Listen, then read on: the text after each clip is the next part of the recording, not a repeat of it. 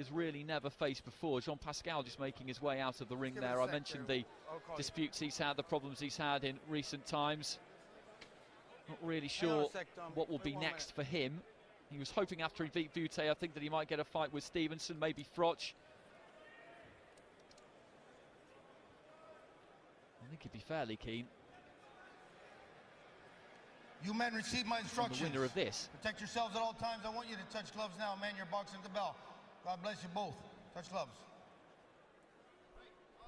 And Steve mentioned weight as well. This is the first time really that he's actually had to make that 175 limit. On debut, he was nearly 10 pounds heavier than that. Has weighed in generally at around 180 pounds in his fight so far. Wait your corner.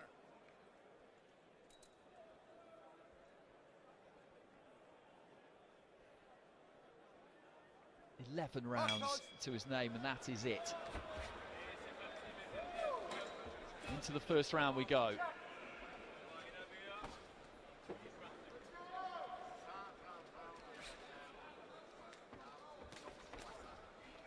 Gets a lot of power in short punches, Beterbiev. Yeah, a lot like Kovalev, it's the timing, isn't it? That's what he turns from the waist, turns from the core. But they don't look like the fastest of punchers, but it's exceptionally good timing, so he always is the target. But for Claude, you got to give plenty of lateral movement. You're up against a rigid fighter here who can punch, plenty of lateral movement, plenty of moving away from that right hand.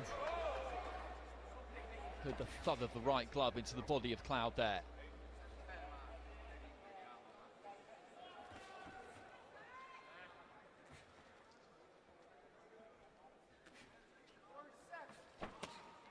As mentioned, he beat Sergei Kovalev twice in the amateurs. They were teammates, international teammates, trained, sparred together. Doesn't really allow himself to be drawn too much on the subject of those two battles, on the subject of Kovalev generally.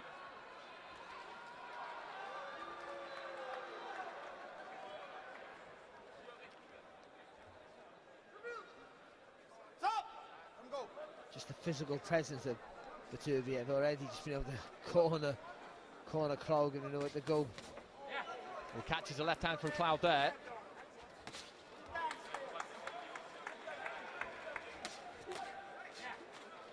And again, Beterbiev throwing the right hand to the body of Claude, countering with a left hook.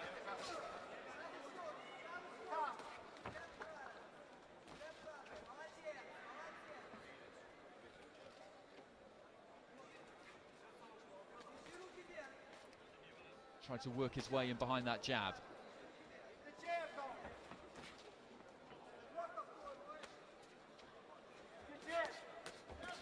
Good right hand over the top there from Beterbiev. And just letting that left hand go, and then a right as well, and he's got Claude trapped here, and Claude is down onto a knee. 40 seconds left in the first round. Beterbiev ushered into a neutral corner.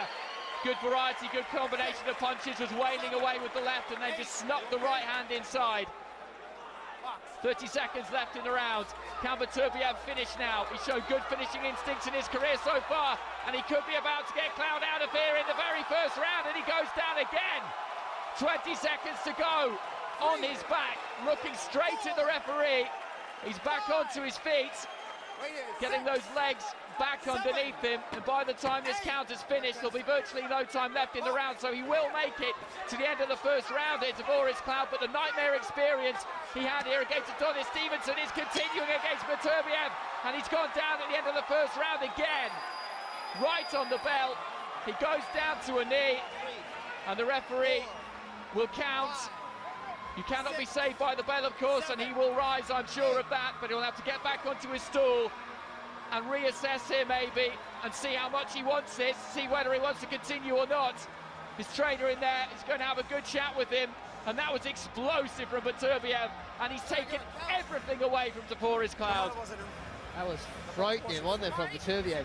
Just cut the ring off, followed him round, just made his physical presence felt from Claude. It wasn't boxing too bad, but they got in close. It was like they were like cuffing left hooks that hurt Claude. That's the power that Beterbiev has, but it wasn't hurt Claude, and there was no snap in the punch. Just the weight of the shot. That right hand hurt him there. But watch his little like inside cuffing shots there. This shot she's there don't bother people, but Cloud struggling for that, didn't know where to go. It had to go to the floor because he's just dazed and confused. As I said, they don't travel far, but there's so much purchase behind them. You look at the shape he's in, look at the physique. He's ripped to an absolute shred in there, and to be honest with you, he looks to me like a light heavyweight Gennady Golovkin. He's that kind of fighter. He stalks his prey, he cuts down the ring pretty well actually, and then he lets those punches go. And how has Cloud managed to recover? And that is an absolutely jolting left hand from Beterbiev. You can see the head snap back, and he starts to unload again here. And surely Cloud cannot last too much longer. He's trapped in the corner, taking punches. He's trying to throw back, but to no avail, and he goes down again. This time flat on his stomach, and really, does he want to take any more of this? The referee's continuing the count, and I think he may well have had enough. I think he's going to sit this one out. And Tavoris Cloud is down and out.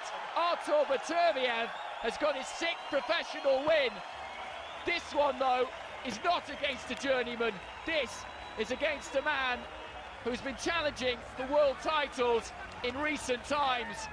It took 7 rounds for Adonis Stevenson to get Cloud out of there in this very ring a year ago.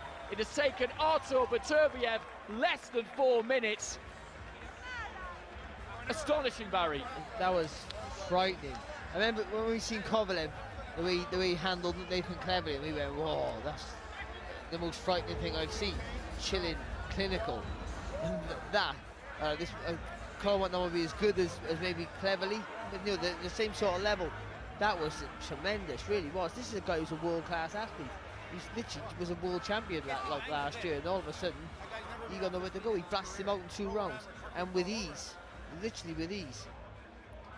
And Cole was trying to fight back, but I think that was his undoing, really, trying to fight back, leaving gaps then for Beterbiev, who just walked through him like a train. And no, to step up at world level, your 6th fight, to fight a former world champion, a world-class fighter in your 6th fight. And all I'm thinking is, why did he wait so long? He could have done that, and he could have boxed him in his 2nd fight, you would have thought. He's tremendous.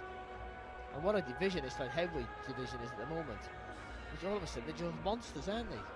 Well, Jean Pascal was up in the ring congratulating him. Maybe that's a fight he could win. Jean Pascal does not duck fighters. Bute's ringside. Will Lucien Bute fancy a piece of Artur Beterbiev? I wouldn't if I were him. I really wouldn't. Stevenson is awaiting a next opponent. Their stablemates, of course. You can't see that happening. Kovalev, as we know, fights Hopkins on November 8th, but he is catapulted immediately right into that mix now. There is no need to hang around and wait any longer, because what are you going to wait for? Well, maybe he can be outboxed, maybe, but if he's knocking everyone out, you never know, do you? So, you know, he's just, whether he can or whether he can't, there's no one's given the opportunity. He just has tremendous power. Again, like I said, similar to Kovalev, that good timing. They just slide in the distance. They don't give you no space. They cut the ring off very effectively, but effortlessly as well, so they don't lose any, they don't waste